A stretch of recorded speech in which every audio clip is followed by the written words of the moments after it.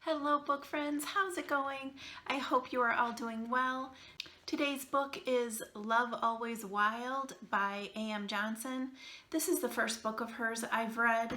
I always talk about wanting to push my boundaries as a reader. This would be the first full, truly with a same-sex couple that's male that I have read. I did read Lovers by Fiona Cole. That one's a little different than this, in that one of the characters, Karina, is quite involved in that story. And then I also did read a same-sex female book earlier this summer for Pride Month, which was, what was the title? Something on the Ice. I can't believe I can't remember. I will, of course, include videos in the description box below. If I'm honest, I was a little extra curious to see if I could connect with these two male characters as easily as I connect with a heterosexual couple, but when it comes down to it, I do believe that love is love and everyone truly has their own love story. And that obviously includes everyone in the LGBTQ plus community. But I wondered, Love Always Wild is about Wilder and Jaxon. Wilder is an up-and-coming author. I loved that part. He's definitely out. He lives his life as a gay man. We do find out that when Wilder came out to his parents, they were kind of fine, but then just kind of let him be. He doesn't really have any relationship with his parents anymore. Not that it's necessarily strained, it's just not there. And that really did tug at my heartstrings. I loved the friendship that he had with June and Gwen. He did seem kind of lonely when the book starts. Jaxon is the same age. Jaxon and Wilder met in college. The book actually takes place, we get a little bit about that, them at college, and then the book kind of fast forwards to 9 years later. Jaxon is not out. He was not out in college. He is not out 9 years later.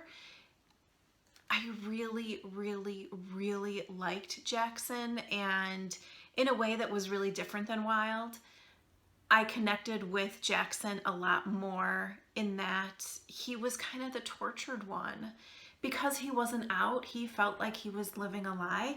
When we pick up 9 years later, he's been in a year-long relationship with a girl.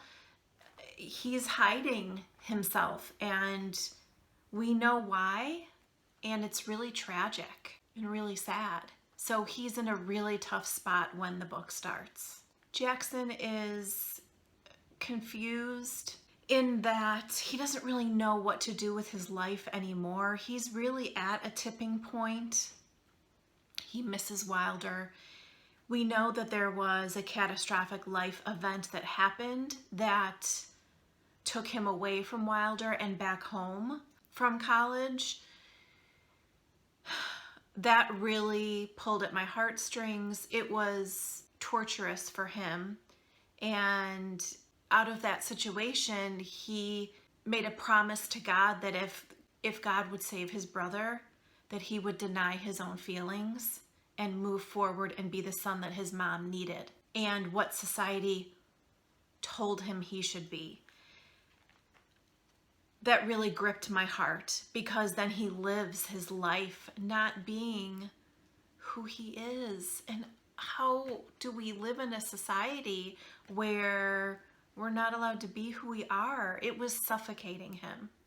On the flip side of that, Wild's life, although we know has been a little bit easier than Jaxon's life up until the point 9 years later. Easier. I don't know if easier is the right word, but he's on the upswing in his life, in that he's written a book that's touched a lot of people and has put him on the map.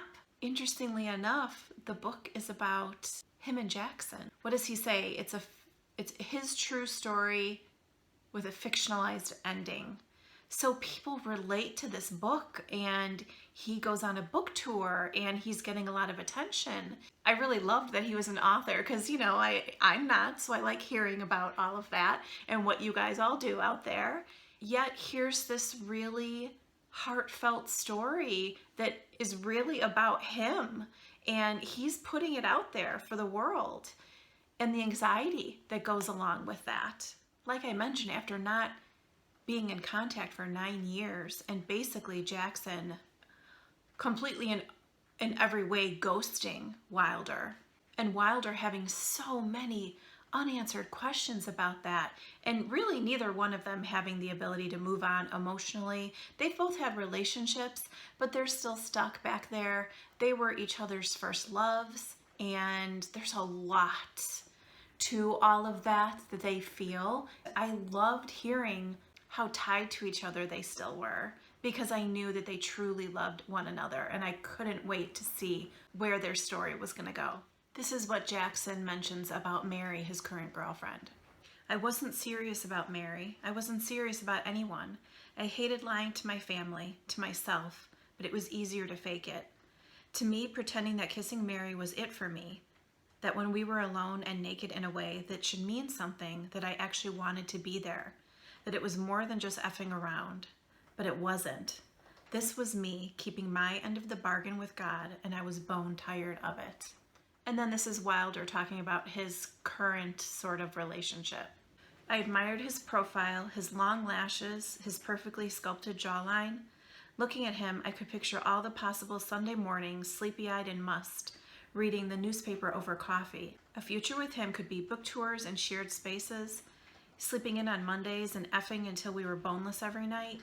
He was young and handsome and rich, and I was an up-and-coming author. We could have had the dream. 2 rings and maybe one day a house in Brookhaven. I could frame it all in this photograph inside my head like the outline of another book. Another fiction I could try to believe belonged to me. But this disquiet, this unease under my skin. I didn't love him and never would. He was too selfish and I was too self-deprecating. His habits and my delicate idiosyncrasies. I hated that he chewed on the top of his pens. He despised it when I wore eyeliner. He was a terrible tipper, and I whined too much about everything. It was inside these tiny details I realized we could never be more than friends who indulged in each other every now and then. He was solid in a way I would never be, and I was too precious he'd never understand. Our relationship was something for both of us to hide behind. It was unhealthy, but how did I untangle myself from him, from an us I never wanted in the first place? It's obvious they never got over each other, even though they both really tried. So the meat of their story is really, could they find their way back to one another? And if they did, could Jax live out as a gay man? And would his family still accept him? And then on the flip side, could Wilder even forgive him? How could they move forward together? I really liked the way AM gave us their story and how got in contact again.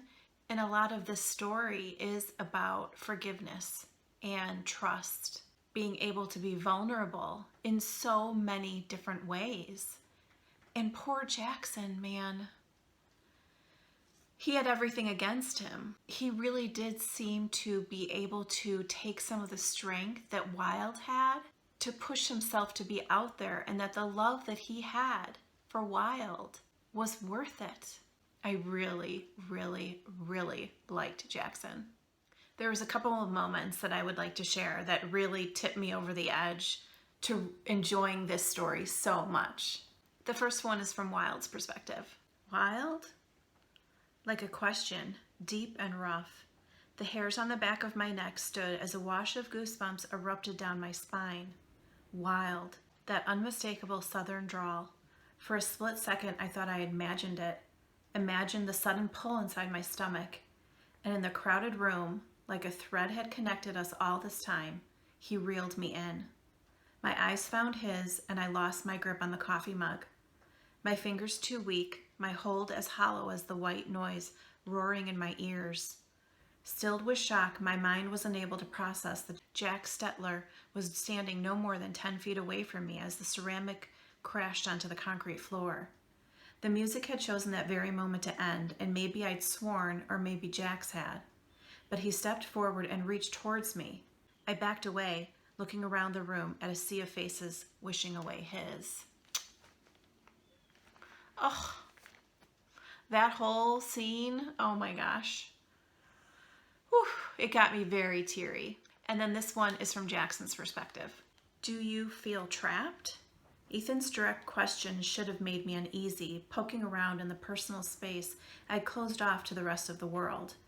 It was a lonely place. I wanted to talk to someone, just one damn person, about real shit for once, and I'd gone and screwed everything up with Wild.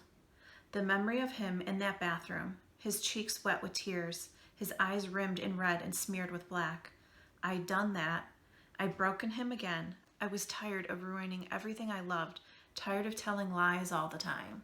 I had a lot of hopes that he was willing to put in the work that he needed to with Wild and his life. He deserved a life, and he wasn't living it, and he deserved it so much. Jaxon was the best guy.